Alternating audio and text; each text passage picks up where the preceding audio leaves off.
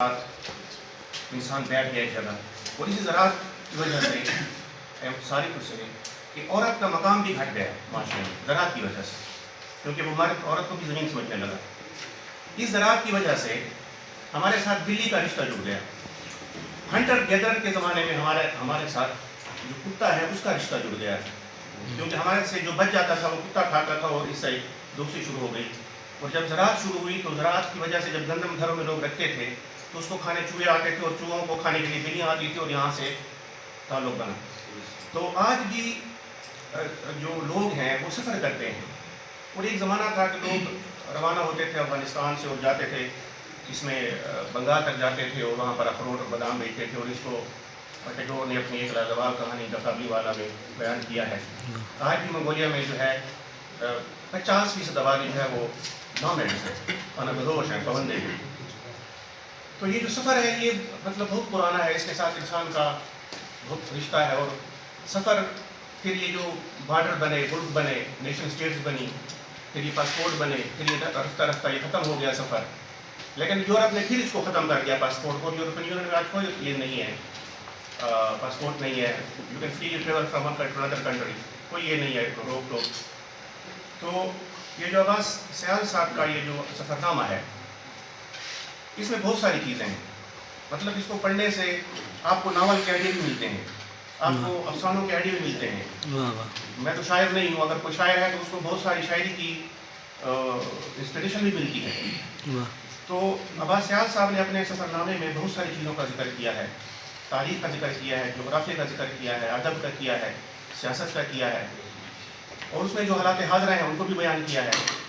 تو ان میں ایک کمال یہ ہے کہ مطلب وہ ماضی سے حال، جب وہ دلی کے گلیوں میں ہوتے ہیں تو وہ ماضی سے حال اور حال سے ماضی بڑے آسانی سے، بڑے آرام سے فرام پاسٹ بڑی آسانی سے وہ مطلب دیکھ رہے ہوتے ہیں اس کو، قطب مینار کو، اور اس زمانے میں چلے جاتے ہیں کہ کیسے بنا، لال قلعہ کو دیکھتے ہیں اس زمانے میں چلے جاتے ہیں، اور پھر ایک دم اس کو ٹریفک کا شور ہم سنتے ہیں اور کبابوں سے اٹھتی ہوئی خوشبو ہمیں ملتی ہے، اور پھر وہ سموسے اور بھٹورے بیچنے والے جو لوگ ہیں ان کی جو آوازیں ہیں وہ ہمارے کانوں میں پڑتی ہیں۔ تو یہ سفر نامہ جو ہے یہ یونان کا ایک بندہ تھا، اس نے شروع کیا 2nd سینچری میں۔ تو اس نے اپنے علاقے یونان کے بارے میں لکھا، اور مسلم دنیا میں سب سے پہلے جو سفر نامے کا آغاز ہے وہ ناصر خسرو نے کیا۔ اور اس زمانے کی جو ایرانین امپائر تھی اس میں تاجکستان اور افغانستان یہ اس کا حصہ تھے، اس کو خراسان کہتے تھے۔ تو وہ تاجکستان میں پیدا ہوا، پھر افغانستان میں ان کی قبر ہے، اس نے اپنی کتاب لکھی سفر نامہ۔ تو یہ جو تاریخ ہے سفر نامے کی، یہ مطلب اس میں پھر ابن بطوطہ بھی آتے ہیں، مارکو پولو بھی آتے ہیں، اور یہ جو سفر نامہ ہوتا ہے وہ ایک حوالہ بن جاتا ہے بعد میں۔ آج ابن بطوطہ کی چیزیں جو ہے وہ حوالہ ہے ہمارے لیے کہ چین میں زندگی کیسے تھی، اور مالدیپ میں کیسی تھی، اور انڈیا میں کیسی تھی۔ اس طرح غلام عباس سیال صاحب نے جو ابھی جو چیزیں لکھی ہیں وہ بھی ہمارے لیے ایک حوالہ ہے۔ مطلب وہ جو ہماری کہانی جو ہے، ہماری سرائکی نیریٹو جو ہے ابھی وہ پوری نہیں ہے، اس میں بہت ساری چیزیں باقی ہیں۔ اس میں جو تقسیم کے وقت کی جو کہانیاں ہیں وہ اس میں بہت گیپس ہیں، مسنگ لنکس ہیں۔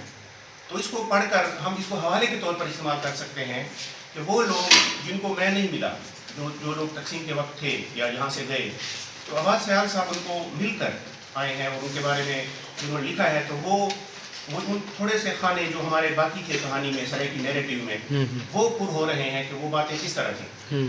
مثلاً میں لوگوں سے پوچھتا ہوں کہ یار لکی میں سرائکی ہے، تو کہتے ہیں کہ ہاں لکی میں ہے۔ تو ہمارے دوست ہیں بنو کے، تو ان سے میں کہتا ہوں کہ یار بنو میں سرائکی ہے، تو کہتے ہیں کہ نہیں ہے۔ تو مجھے اسی کتاب سے پتہ چلا کہ وہ جو اپنے وہ ہمارے ہندو بھائی جو بنو سے گئے تھے، وہ بتا رہے تھے کہ اندرون شہر تھا وہ 90% وہاں پر ہندو تھے اور وہ سرائکی بولتے تھے۔ مطلب وہ جو ہماری کہانی ہے وہ ابھی مطلب اس میں بہت ساری چیزیں ہمیں پتہ چل رہا ہے، ان سے مل رہا ہے۔ اور خاص بات یہ ہے کہ وہ جو لوگ یہاں سے تقسیم سے کے وقت گئے تو اب ان میں سے بہت زیادہ لوگ جو ہیں زیادہ بوڑھے ہو چکے ہیں، اور بہت سارے جو ہیں وہ تو مطلب اس دنیا سے چلے بھی گئے ہیں، اگلی نسل ہے۔ تو وہ لوگ جنہوں نے مطلب فرسٹ ہینڈ ایکسپیرینس تھا جن کو دیکھنے کا، وہ بہت کم ہے۔ تو یہ مطلب بہت کمال کا کام ہے، اور خاص طور پر سرائکی کے حوالے سے بہت کمال کا کام ہے. اور میں نے اس کو دیکھا ہے کہ اس کتاب میں تقریباً 20% جو ہے وہ سرائکی ہے، اور وہ مطلب ان کی باتیں ہیں سرائکی کی. تو اس کے عباس سیال صاحب نے دلی کو 2-3 حوالوں سے دیکھا. ایک تو فارنر یا پاکستانی کے حوالے سے دیکھا، ایک سرائکی کے حوالے سے اس کو دیکھا، اور خاص طور پر پھر اس کو اس نے ڈیرا کے حوالے سے دیکھا کہ مطلب ڈیرا کے لوگ، یہاں کا کلچر، یہاں کی زندگی یہ کس طرح تھی. تو اس میں ہمارے پاس جو ہے، جو ہمارے جوان ہیں، تو ان کو چاہیے کہ اس کہانی کو آگے بڑھائیں، اور اس میں جو کچھ چیزیں کمی ہیں اس کہانی میں، ہماری نیریٹو میں، ان کو فل کریں اور آگے لے کر جائیں. ان کی جو سفر نامہ ہے ان میں ایک چیز یہ بھی ہے کہ انہوں نے پاکستان اور انڈیا کا موازنہ بھی کیا ہے، مطلب زندگی کا موازنہ، کہ وہاں پر سیاحت کیسی ہے، ہمارے ہاں کیسی ہے، وہاں تعلیم کیسی ہے، ہمارے ہاں کیسی ہے، وہاں صفائی کیسی ہے. اسلام آباد اور دلی کا بھی انہوں نے کہا ہے کہ اسلام آباد ہے تو بڑا خوبصورت، لیکن وہاں پر وہ لوگوں کے درمیان وہ لگاؤ نہیں ہے، وہ پیار محبت نہیں ہے جس طرح کے وہ دلی کے اس میں ہے، شہر میں ہے. اس کی ایک وجہ یہ ہے کہ وہ شہر جو گاؤں سے ترقی کر کے شہر بنتے ہیں تو وہ لوگوں کے درمیان ایک رابطہ ہوتا ہے. وہ صدیوں سے، نسلوں سے ایک دوسرے کو جانتے ہیں، اور ان میں خاص بات ہوتی ہے، وہ ہوتی ہے اعتماد. People trust one another. تو جو لوگ، جو شہر، میں مطلب یہ نہیں کہنا چاہتا کہ اسلام آباد کے خلاف میں بات کرنا چاہتا ہوں، لیکن ایک حقیقت ہے کہ جو شہر آپ شروع سے بناتے ہیں تو وہ کوئی کہاں کا ہے، کوئی کہاں کا ہے. آج تو حق بھی ہارے کوئی جہاں رہے، لیکن ان میں ایک وہ چیز نہیں ڈیولپ ہوتی. صحیح. تو انہوں نے اس کا بھی ذکر کیا ہے کہ وہ جو اسلام آباد ہے وہ ہے تو خوبصورت، اور اس کے مقابلے میں دلی میں وہ صفائی کا حال اتنا اچھا نہیں ہے، لیکن وہ لوگوں میں ایک صوفیانہ رنگ ہے، ایک اعتماد ہے، ان میں ایک شاہانہ پن یہ ہے کہ مطلب وہ خود غریب ہوں گے لیکن وہ جو کوئی دوسرا غریب ہے اس کو دیتے ہیں. زیادہ میں آپ کا وقت نہیں لینا چاہتا. آپ لوگوں کی بڑی مہربانی. بہت شکریہ سر.